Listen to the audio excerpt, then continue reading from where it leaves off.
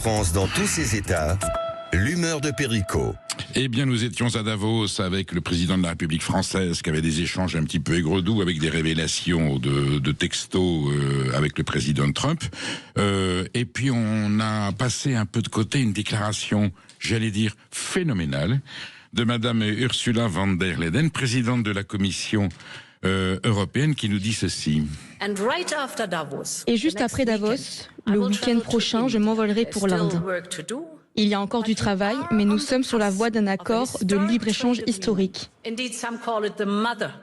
Certains l'appellent le père de tous les accords. Cet accord créerait un marché de 2 milliards de consommateurs et pèserait presque un quart du PIB mondial. Mais c'est formidable, mais cette bonne femme est absolument géniale. D'ailleurs, je comprends pourquoi Monsieur Tusk, le Premier ministre, le président du gouvernement polonais, se demandait, mais Madame Ursula von der Leyen est-elle bien présidente de la Commission européenne ou est-elle toujours ministre de l'économie et des finances de la République fédérale d'Allemagne? Vous vous rendez compte, vous avez aimé le Mercosur? On a eu peur du Mercosur, on manifeste pour le Mercosur parce que c'est l'arrivée en Europe de produits qui viennent de l'Argentine et du Brésil.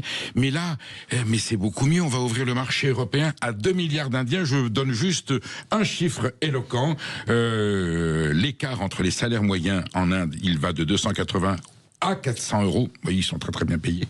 Alors qu'en Union européenne, le salaire moyen brut est de 3600 euros. Est-ce qu'on imagine le cataclysme économique, social et politique que suppose si on fait un Merco-Inde à la place plus du Mercosur d'un Merco-Inde, à quand le Merco-Chine, bien entendu.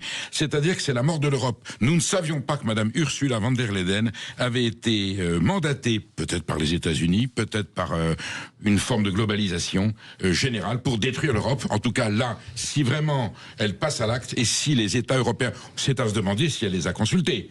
Je voudrais l'avis des 27 chefs d'État et de gouvernement de l'Union européenne pour savoir si ce qu'a dit Madame Ursula von der Leyen à Davos à propos des Indes est validé par le Conseil des ministres de l'Union européenne. Mais c'est à ce point-là. Ou alors elle prend ses idées. On l'a vu faire avec Monsieur Trump. Elle est allée se soumettre à lui dire. Elle a dit oui, mais les marchés d'armes, c'est l'Europe qui va la condamner. Donc elle est présidente de l'Europe.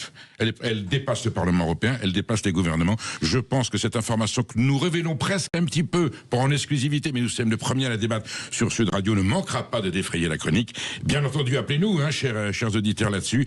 Et puis surtout, si les chefs d'État européens veulent venir sur Sud Radio pour manifester leur inquiétude ou leur doute, eh bien, ils sont les bienvenus. Le prochain forum aura lieu dans le studio de Sud Radio. À Sud Radio, parce que là, quand même, Ursula, tu fais fort m'aimer.